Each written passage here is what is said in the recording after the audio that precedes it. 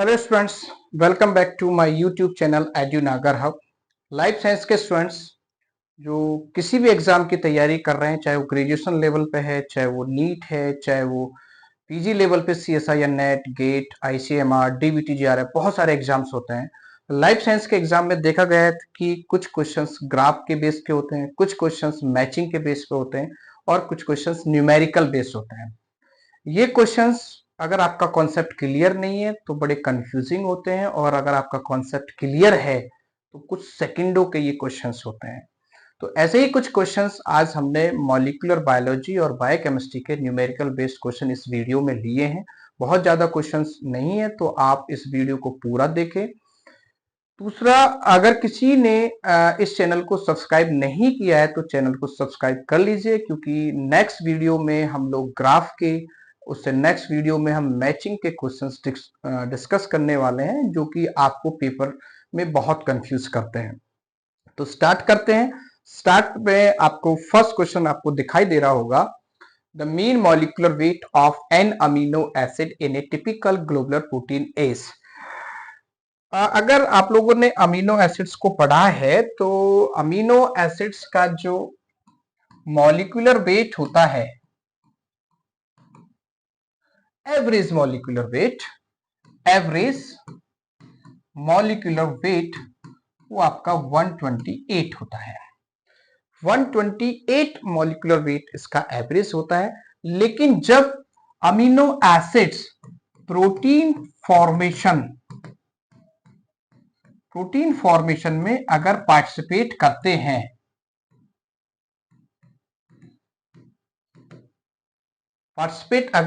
हैं, तो मॉलिक्यूलर जो वेट है एवरेज वो 110 रह जाता है। क्यों? कि जब प्रोटीन का फॉर्मेशन होता है, यानी कि एक पेप्टाइड का फॉर्मेशन होता है, तो वहां से एक वाटर मॉलिक्यूल क्या हो जाता है, रिमूव हो जाता है। और वाटर मॉलिक्यूल का जो मॉलिक्यूलर वेट होता है वो 18 होता है। तो 128 में से अगर आप 18 को रिड्यूस करेंगे तो वो 110 रह जाता है। अब इस अमीनो एसिड को हम अमीनो एसिड रेजिड्यू कहेंगे। जब वो प्रोटीन फॉर्मेशन में पार्टिसिपेट करता है तो वाटर मॉलिक्यूल उसमें से रिमूव हो जाता है, और अगर वाटर मॉलिक्यूल रिमूव हो जाता है तो उसको हम कहेंगे अमीनो एसिड रेजिड्यू। तो फर्स्ट क्वेश्चन का जो करेक्ट आंसर है वो आपका सी है, 110। सेकेंड क्वेश्चन देखेंगे, if the molecular mass of an amino acid is 160 daltons, the molecular mass of a tripeptide will be. यहां पर उन्होंने मॉलिक्यूलर मास दे दिया है, यहां पर उन्होंने अमीनो एसिड का मॉलिक्यूलर मास मेंशन कर दिया है और ट्राइपेप्टाइड की बात करी है। तो यहां पे मैं आपको एक कॉन्सेप्ट बता देता हूं कि जब दो अमीनो एसिड्स के बीच में पेप्टाइड बॉन्ड का फॉर्मेशन होता है, सपोज करो मैं यहां पर ग्लाइसिन ले लेता हूं, एग्जांपल के लिए यहां पर एलेनिन ले लेता हूं, तो इन दोनों के बीच में जब पेप्टाइड बॉन्ड का फॉर्मेशन होगा तो यहां से एक वाटर मॉलिक्यूल रिमूव हो जाएगा। लेकिन ये मॉलिक्यूल, इसको हम कहेंगे डाई पेप्टाइड। पेप्टाइड बॉन्ड एक है बट अमीनो एसिड्स दो हैं। तो जितने अमीनो एसिड्स होंगे, अगर मैं ट्राइपेप्टाइड की बात करूं, अगर मैं ट्राइपेप्टाइड की अगर मैं बात करूं तो अमीनो एसिड होंगे 3। आप देखें यहां पे एक मैंने ग्लाइसिन को लिया, यहां पे मैंने एक एलेनिन को लिया, यहां पर मैंने एक ल्यूसिन को लिया, और इन दोनों के बीच में अगर पेप्टाइड बॉन्ड का फॉर्मेशन होता है तो पेप्टाइड बॉन्ड सिर्फ दो होंगे, और अगर दो पेप्टाइड बॉन्ड होंगे तो वाटर मॉलिक्यूल भी कितने निकलेंगे, दो ही निकलेंगे। ये बात कर रहा हूं मैं लीनियर फॉर्म की, लेकिन अगर सर्कुलर फॉर्म का क्वेश्चन आता है थोड़ा सा चेंज हो जाएगा। अगर सर्कुलर फॉर्म का क्वेश्चन आता है तो हल्का सा चेंज हो जाएगा। सपोज करो मैंने एक ग्लाइसिन लिया, एक एलिनिन लिया, एक वेनिन लिया, एक ल्यूसिन लिया। यहां पर हमने सर्कुलर और इनके बीच में पेप्टाइड बॉन्ड।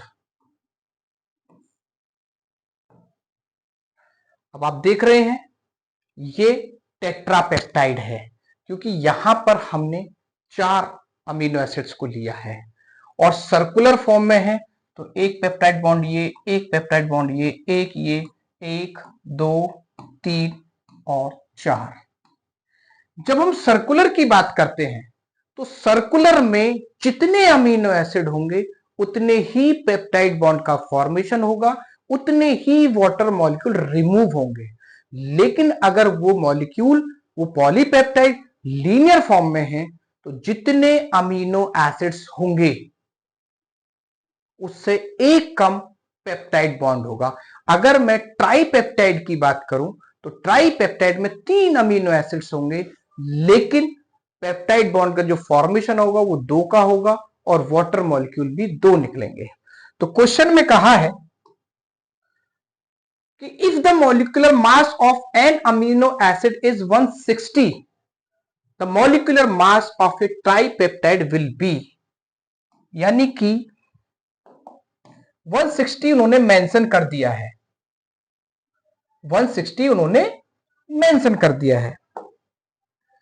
तो ट्राइपेप्टाइड की बात करिए, 160 इंटू 3 इक्वल टू 180, सॉरी 480। लेकिन वाटर मॉलिक्यूल कितने लिख रहे हैं? सिर्फ 2। 2 इंटू 18, 36 को इसमें से रिड्यूस कर दो तो 444 इसमें से बचेगा, 444। तो इसका करेक्ट आंसर होगा सी। नेक्स्ट क्वेश्चन देखिए, if one arginine has a molecular mass of 174 daltons, then what would be the molecular mass in daltons of a circular polymer of 38 arginine. अब यहां पे सर्कुलर की बात करी है, सर्कुलर मींस अब उन्होंने कहा कि जो एक आर्जिनिन है, एक आर्जिनिन का जो मॉलिक्यूलर वेट है वो 174 है। कितना है? आर्जिनिन का 174 है। अब कितनी आर्जिनिन मॉलिक्यूल है? 38 है।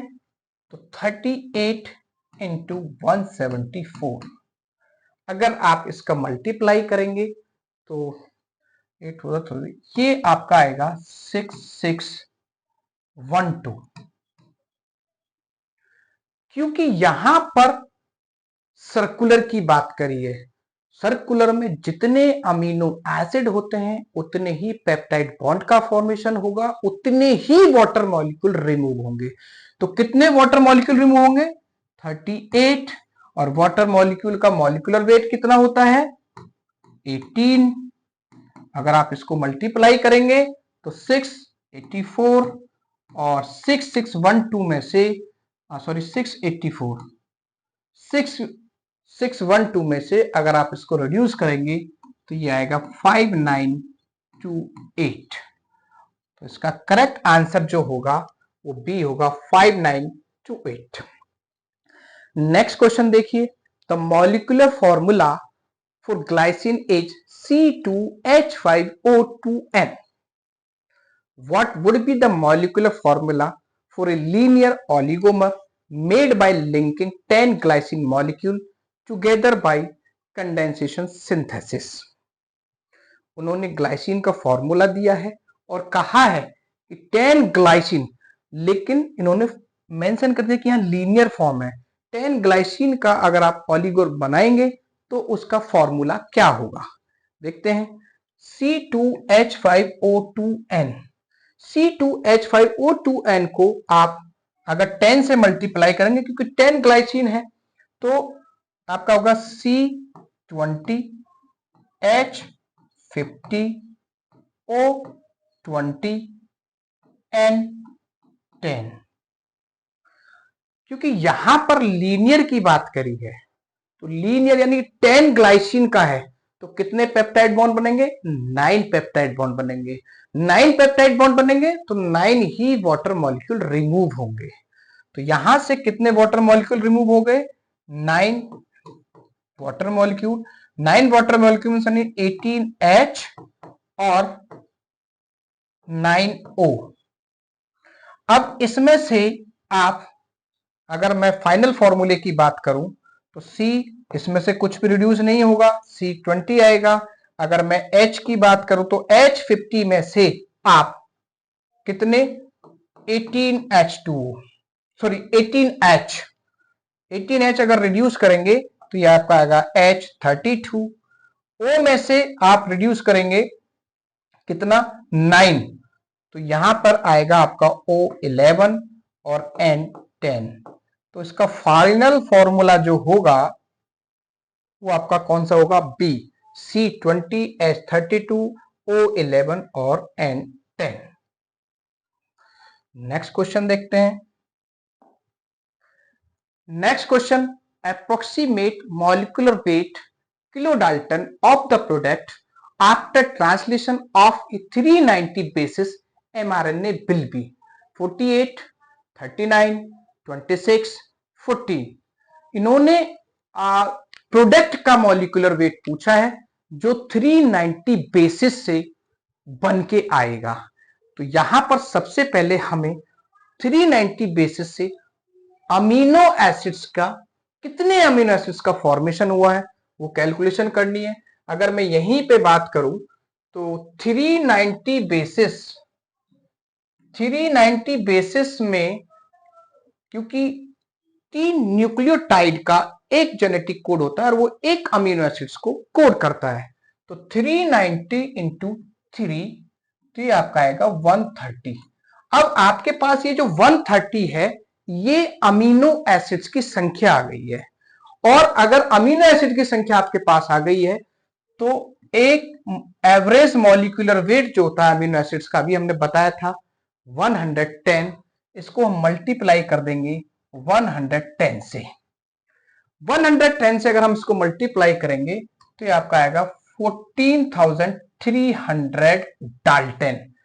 अब इन्होंने पूछा है किलो डाल्टन में, तो इसको हम 1000 से डिवाइड कर देंगे, तो ये अप्रोक्स आएगा आपका 14 इंटू 3। अब उन्होंने अप्रोक्सीमेट मॉलिक्यूलर वेट की बात करी है, तो अप्रोक्सीमेट ए में 48 ये अप्रोक्सीमेट नहीं हो सकता, बी 39 ये नहीं हो सकता, सी 26, जो अप्रोक्सीमेट वेट है वो 14 है। तो इसका करेक्ट आंसर जो होगा वो आपका डी होगा। कोई नहीं, नेक्स्ट क्वेश्चन देखते हैं। What is the number of hydrogen bonds in a double helical B DNA structure of 1000 base pairs with base adenines occurring 75% of the times in one strand and 10% in the other strand। Okay, इन्होंने कहा है ये आपके 2 strand है,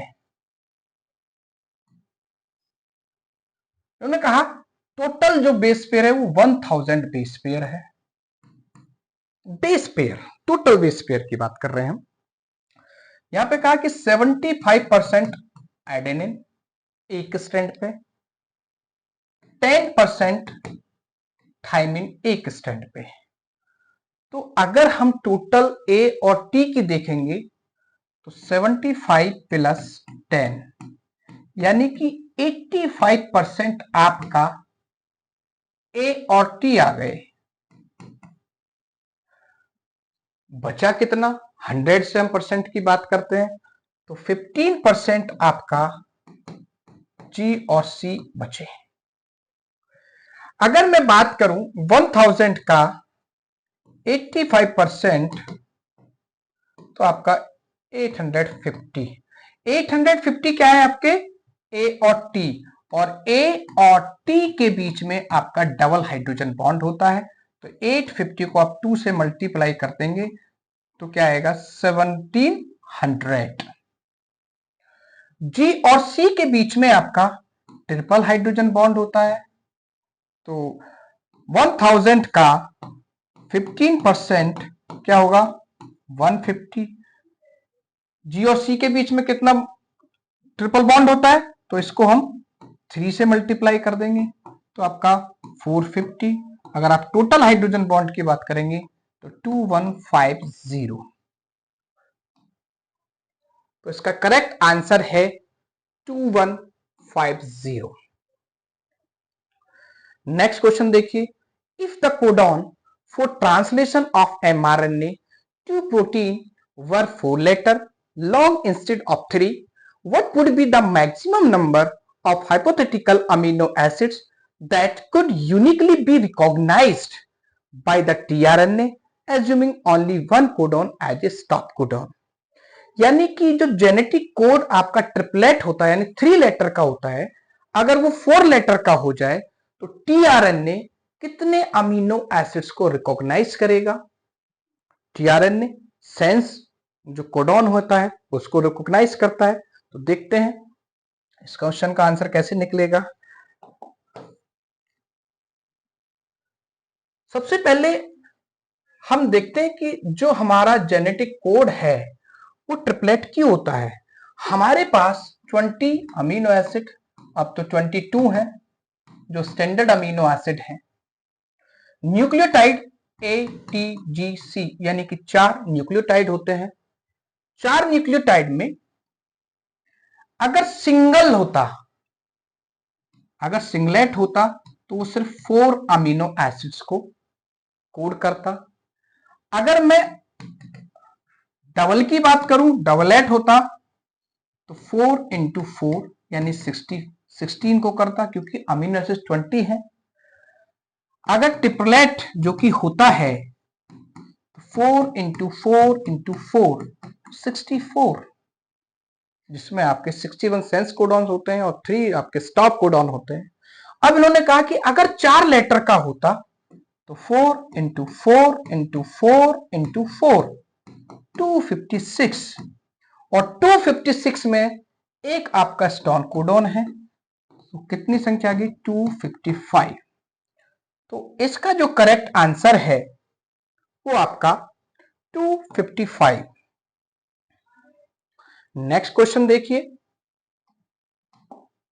next question बहुत easy question है। The length of A coding region in mRNA is 897 bases. How many amino acid will be there in the polypeptide synthesized using this mRNA?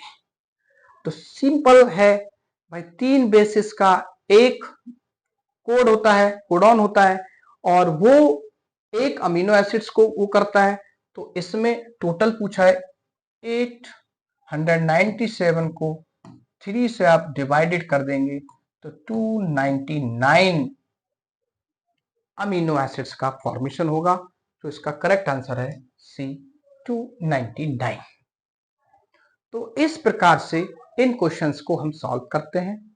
मैं फिर एक बार कहूंगा आपसे, अगर चैनल को सब्सक्राइब नहीं किया है तो चैनल को सब्सक्राइब कर लीजिए, क्योंकि ग्राफ्स के क्वेश्चन, मैचिंग के क्वेश्चंस, कुछ आपके जो सब्जेक्ट के लेक्चर हैं वो सब इस चैनल पे अपलोड होने वाले हैं। Thank you.